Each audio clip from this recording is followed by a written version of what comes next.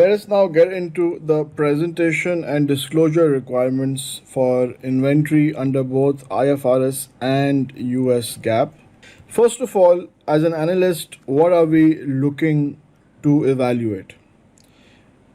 The efficiency and effectiveness of inventory management. Now, effectiveness, of course, is going to be related to the profitability ratios, right? And efficiency is related to your activity ratios. Starting with inventory turnover, that what is the cost of goods sold, right? And what is your average inventory? How many times are you rolling your inventory during the year? Which means this should be high, and the number of days of which inventory you are maintaining should be low, right? And how does one calculate that? Well, intuitively, of course, it's very simple, that whatever is the cost of goods sold divided by 365, right, gives you the average daily sales in terms of cost, and the amount of inventory you're maintaining, average inventory, is what your number of days worth of sale that you are maintaining in your inventory. And you don't want to keep too much inventory because of obsolescence problems.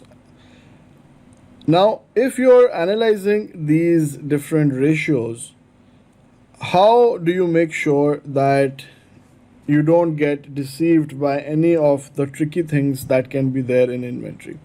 For example, let me just go back to the previous slide and emphasize on some important details. Let's say there is some inventory impairment, right? What does that mean? That means that you were maintaining too much inventory, right?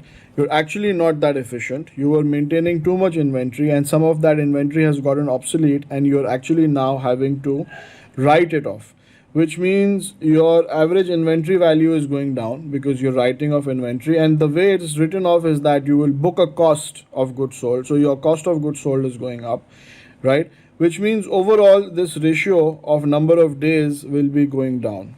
And you might be thinking, oh, that's very good. As an analyst, if you're looking at this ratio, that, oh, they're maintaining a very low number of days of inventory. Or if the cost is going up and average inventory is coming down, then you'll be like, oh, the inventory turnover is fantastic. They're rolling their inventory so many times in a year. And these activity ratios will be looking well. But actually, it is not because of genuine efficiency. It is because of lack of efficiency that the impairment is there. Too much inventory was there, right? So how do you check that? Is by looking at the profitability ratio as well, because if the cost of goods sold is going up but the sales is not changing, right, cost of goods sold is going up because of impairment of inventory, then the profitability will be looking bad, and that will be caught in the gross profit margin. And to verify that, you get into the disclosures that are provided, and IFRS requires this, and GAAP also requires similar disclosure. The only difference between IFRS and US GAAP being that, of course, IFRS doesn't allow LIFO, right? So that is one difference, and the other one is that US GAAP says cost or market, whichever is lower, whereas IFRS says cost or net realizable value.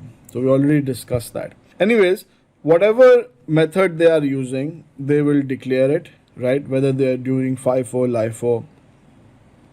If you're a manufacturing company, the inventory you have is not only finished goods, but it is also going to be certain raw materials, certain work in progress. So the breakup will be given as well in the notes. If any of the impairment has been done and you are reporting at NRV or market, those details have to be provided. And when you impaired them, what was the cost booked in the cost of sales, right? If you are reversing anything, right, what is that amount? And you need to provide that. Obviously, GAAP doesn't allow this, so this point does not apply to US GAAP since it does not allow the reversal of a write down. Why did you go for the reversal, right? initially you recorded an impairment, you wrote down the inventory, now you're writing it back up, right? What is the logic for this? What is the justification? So these 2 points obviously only apply to IFRS, because IFRS, first of all, does not allow for the reversal, and therefore you're not going to give any justification for the reversal because it's not allowed. GAAP doesn't allow the reversal, and therefore these 2 points don't apply to US GAAP.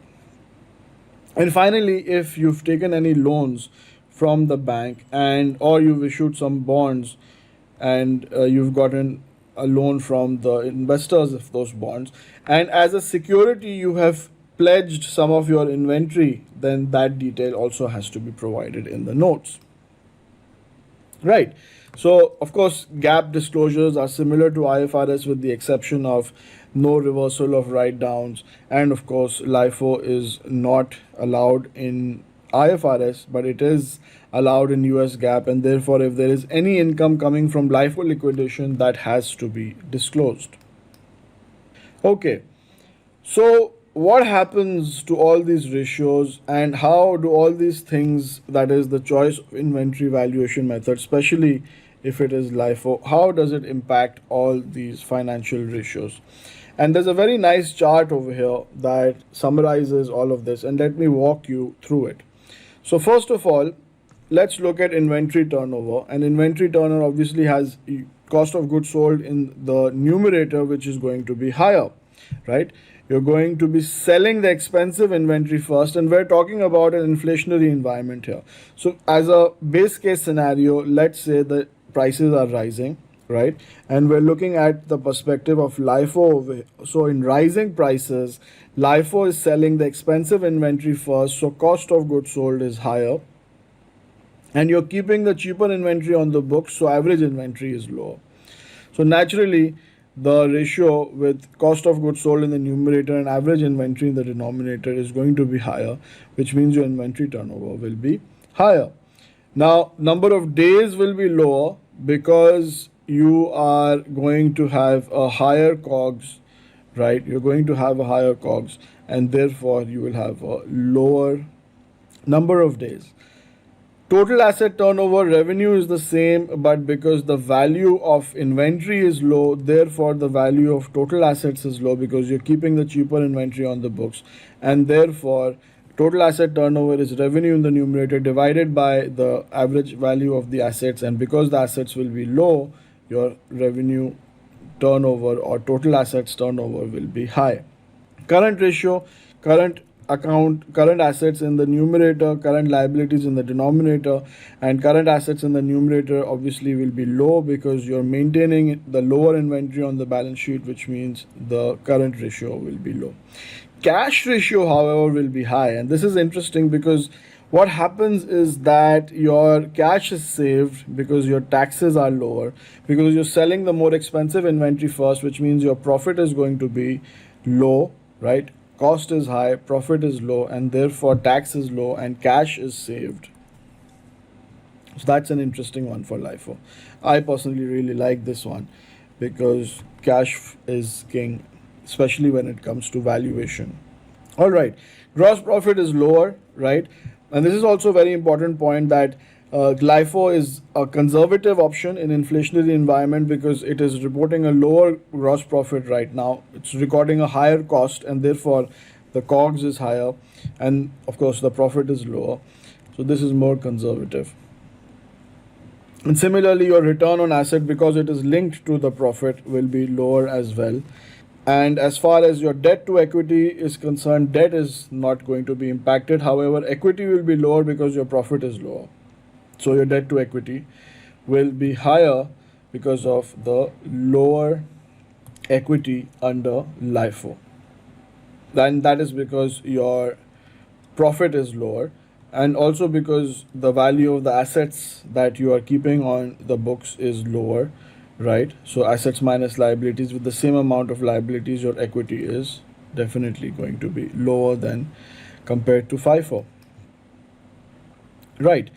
So you really need to take all these ratios and monitor them together, right? Don't just look at the efficiency ones and ignore the effective one or the profitability, because sometimes because of inventory write downs your efficiency ratios could be looking good but your profitability will be looking bad, right? These will be looking good, so you actually need to see the bigger picture.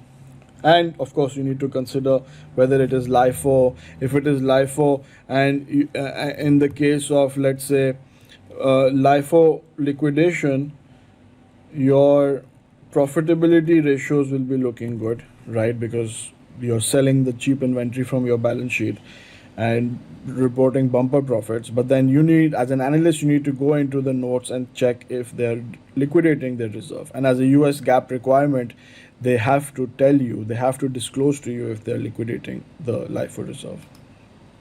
And also manufacturing companies have to give a breakup of the inventory, that how much of the inventory is actually finished goods and how much is raw materials. Because if raw materials is going up, that's good because they're preparing for higher growth in future sales.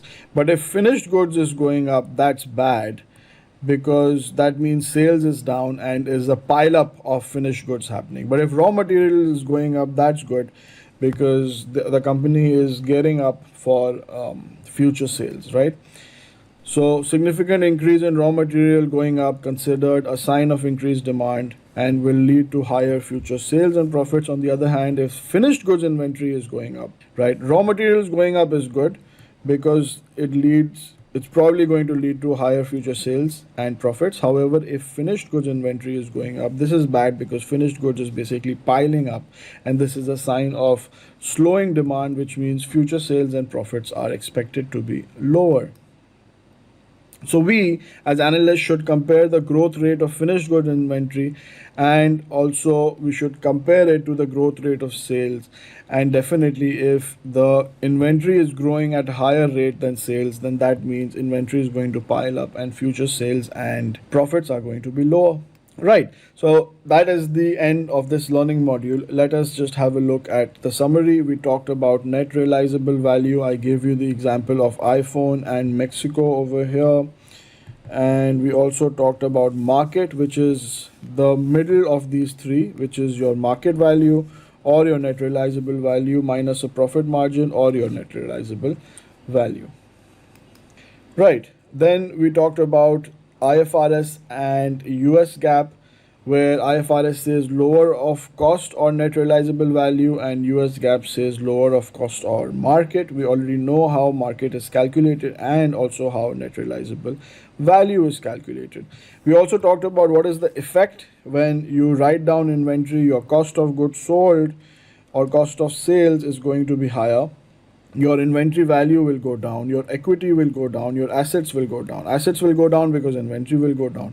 And obviously because of the higher expense, your equity is going to go down in an equal manner to keep the balance sheet balanced. This will increase your asset turnover because sales is staying the same, but inventory level is going down. So asset turnover is going to go up. Debt to equity ratio is also going to go up because equity is going down, and debt to asset ratio will also go up because assets are going down and debt is remaining the same. The increase in cost of sales obviously will increase your loss in the income statement, and this decreases your income overall. It decreases your profitability ratios such as net profit margin, return on assets, and return on equity. Finally, we have this table which is very important, and instead of memorizing, you should just try to understand this with that 1-1-2-2 example that we talked about. That with LIFO, you're selling the expensive one first, which means COGS is going to be higher and profit will be lower. So earnings will be lower. Tax will be lower because of the lower profit. You will have the cheaper inventory on your books, so your inventory will be lower. And assets will be lower, therefore your working capital, which is current asset minus current liability, will be lower because there is no impact on current liability. And most importantly, cash flow will be higher because you will save tax, right? Then we also talked about the disclosure requirement IFRS, that the method that is being used, the policies that are being used need to be disclosed. all the classification has to be given up in terms of details. Any value which has been impaired, the breakup needs to be provided, right? If you are impairing it, whatever expense you're booking needs to be provided, the details of that. If you are reversing, you have to provide, and that of course only applies to IFRS. It's not allowed under US GAAP. If you are reversing, you need to give a detail of it and the justification as well. And finally, if you have used your inventories as a security, as a collateral for any kind of loan against a debt, then that detail also has to be provided. And for US GAAP, there are similar disclosures with the exception of the reversal of the write down, which is not allowed in US GAAP, and also US GAAP allows LIFO, and therefore any LIFO liquidation details have to be provided. Now, for the analysis of inventory, if finished goods is going up, not a good sign, means slowing sales, whereas if raw material is going up, that could be a good sign, because that means future demand is going to be high and company is gearing up for that future demand by increasing its raw material inventory. So what you could do is you could just compare the growth rate of sales with the growth rate of finished inventory, and if finished inventory is growing at a higher rate than sales, that means future sales will be down and growth rate, your profitability will be down, and inventory will get piled up in the future.